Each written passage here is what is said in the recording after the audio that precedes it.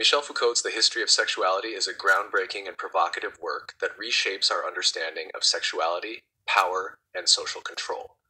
Originally conceived as a multi-volume project, Foucault's work spans several key ideas across its volumes, most notably Volume 1, The Will to Knowledge, Volume 2, The Use of Pleasure, and Volume 3, The Care of the Self. This text deconstructs traditional narratives about sexuality, offering an intricate exploration of its historical, cultural, and philosophical dimensions. Below, I provide an analysis of its central themes and contributions to modern thought. Background and motivation. Foucault was deeply influenced by structuralism and post-structuralism, as well as by the works of Nietzsche, who emphasized the relationship between power and knowledge.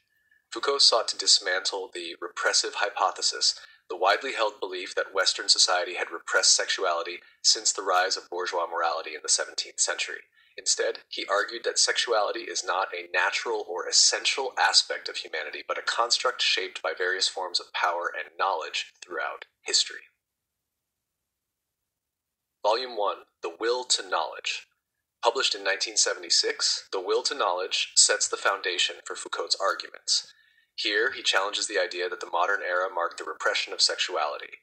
Instead, he posits that Western societies began to obsessively talk about and regulate sex through various institutional discourses, the repressive hypothesis. Foucault critiques the notion that sexuality was silenced after the rise of bourgeois society. While many believe Victorian-era prudishness led to a repression of sexual discussion, Foucault argues the opposite. The modern age saw a proliferation of discourse about sexuality. From the 17th century onward, mechanisms of power, such as the church, schools, medical institutions, and the family, began categorizing, defining, and managing sexuality. Sexuality, therefore, became a domain through which power was exercised, not by silencing it, but by speaking about it. For example, the confession, a central ritual in Christianity, brought personal sexual thoughts and practices into public dialogue, mediated by authority figures like priests.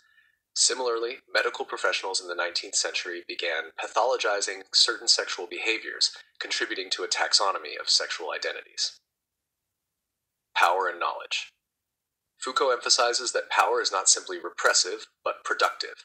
Power produces knowledge, and knowledge, in turn, reinforces power. By creating truths about sexuality, society was able to control individuals more effectively. For instance, the classification of people into categories such as homosexual or heterosexual transformed personal behaviors into social identities, enabling institutions to regulate them. Biopower. One of Foucault's most influential concepts, biopower refers to the strategies and mechanisms through which power operates on the level of life itself, managing populations, regulating bodies, and ensuring social order. Sexuality became a focal point of biopower as it directly relates to reproduction, family structures, and public health. Volume 2, The Use of Pleasure. In The Use of Pleasure, 1984, Foucault shifts focus from modernity to antiquity, examining how the ancient Greeks conceptualized sexuality. This volume moves away from the earlier critique of modern discourses and explores the ethical frameworks that shaped sexual behavior in the classical world. Ethics and sexuality. Foucault argues that the Greeks did not treat sexuality as a moral problem in the way Christianity later would. Instead, they viewed it as an aspect of personal ethics, an area where individuals could cultivate self-mastery and moderation. Sexuality was tied to a broader concern for virtue and the governance of desires, rather than to sin or guilt. The care of the self. For the Greeks, sexual practices were integrated into a philosophy of self-care. Foucault explores how this ethic of self-care was embedded in social practices, such as the mentorship of younger men by older men, where sexual relationships were governed by codes of propriety and restraint. By highlighting the differences between ancient and modern approaches to sexuality, Foucault underscores how our current attitudes are historically contingent and not universal truths. Volume 3, The Care of the Self. In the final volume, The Care of the Self, 1984, Foucault turns to the Roman Empire and examines how sexuality evolved under Roman philosophical and medical traditions. Like the Greeks, the Romans emphasized self-control, but they framed it within a more individualistic ethos. Sexuality and subjectivity. Foucault examines how Roman writers like Seneca and Marcus Aurelius linked sexuality to personal and familial duties. Roman thought increasingly prioritized the individual's responsibility to regulate their own behavior, as opposed to the communal ethics of the Greeks. Transition to Christianity. Foucault briefly addresses the transition from classical to Christian thought, noting how early Christian doctrine reframed sexuality as a site of sin and redemption. This marked the beginning of a moralizing approach to sexuality that would dominate Western thought for centuries. Key themes and contributions. Sexuality as a social construct. Foucault's central argument is that sexuality is not a natural essence but a construct shaped by historical and cultural forces. What we consider normal or deviant is the result of shifting power relations and discursive practices. The relationship between power and knowledge. Foucault's insights into how power and knowledge are intertwined have profound implications. He shows how institutions create categories and truths about sexuality to regulate individuals. This concept has been influential in fields like gender studies, queer theory, and sociology. The historical contingency of sexual norms. By exploring ancient Greek and Roman attitudes toward sexuality, Foucault demonstrates that contemporary norms are not universal. This challenges the assumption that certain sexual practices or identities are natural or eternal. Biopolitics and modern governance.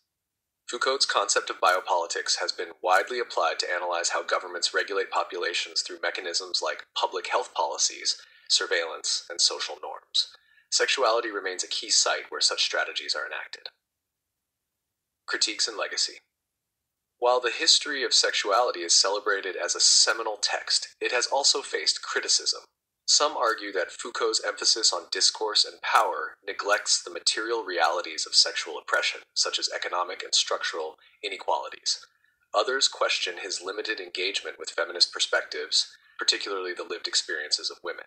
Nonetheless, Foucault's work has had an enduring impact on various disciplines. It laid the groundwork for the development of queer theory, inspiring scholars like Judith Butler, who expanded on his ideas to explore the performativity of gender and sexuality.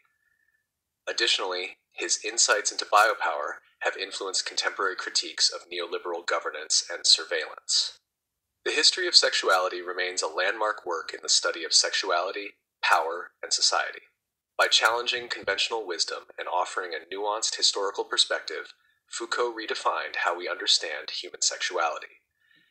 His exploration of the interplay between power, knowledge, and the body continues to resonate in contemporary debates about identity, freedom, and social control.